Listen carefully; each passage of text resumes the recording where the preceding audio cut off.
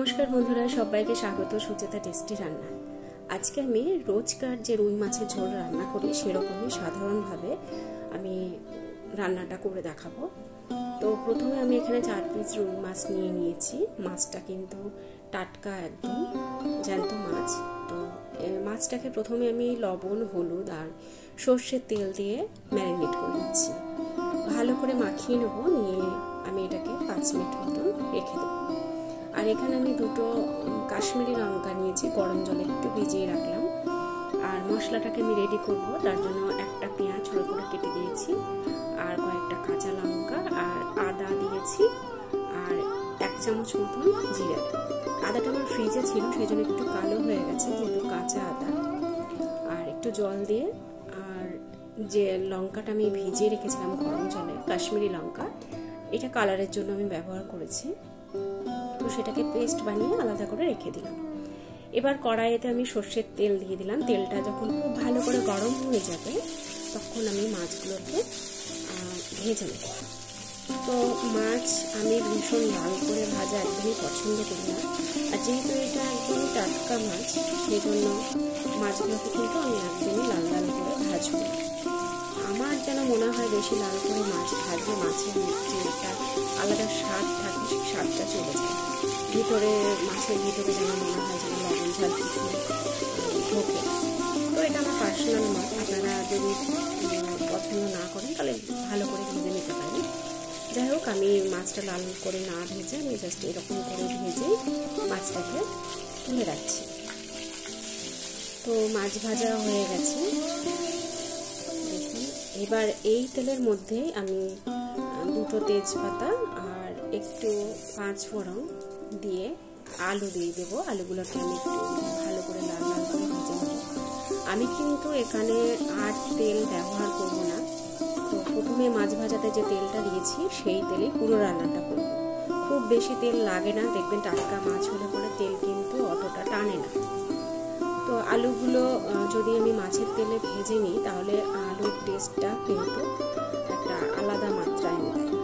সেই জন্য আমি প্রথমেই যা তেল লাগবে পুরো রান্নাটা সেই তেলটা আমি দিয়ে দিয়েছিলাম।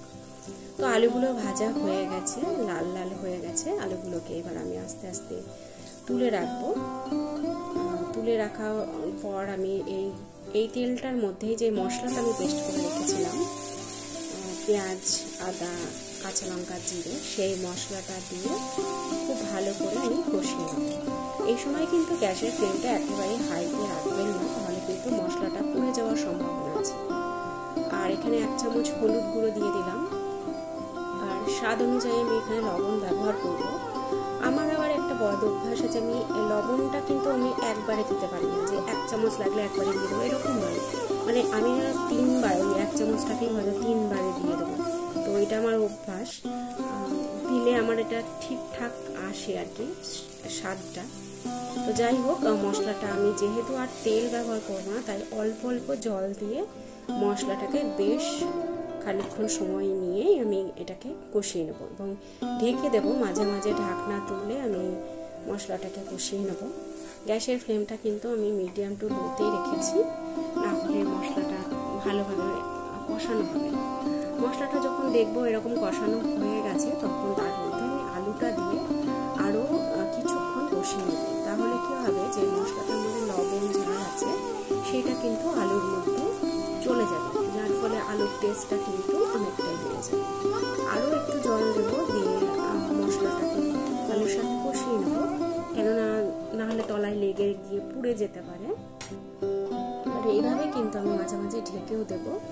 তো আপনারা এরকম ঢেকে ঢেকে মাঝে মাঝে নাড়াচাড়া করে রান্না করবেন, দেখবে এই সাধারণ যে রুই মাছের ঝোল এটাও কিন্তু অসাধারণ টেস্ট হবে, ভীষণই ভালো লাগে। তো আপনারা এই পদ্ধতিতে একবার রান্না করে দেখবেন এবং আমাকে জানাবেন যে আপনাদের এই রান্নাটা কেমন লাগলো।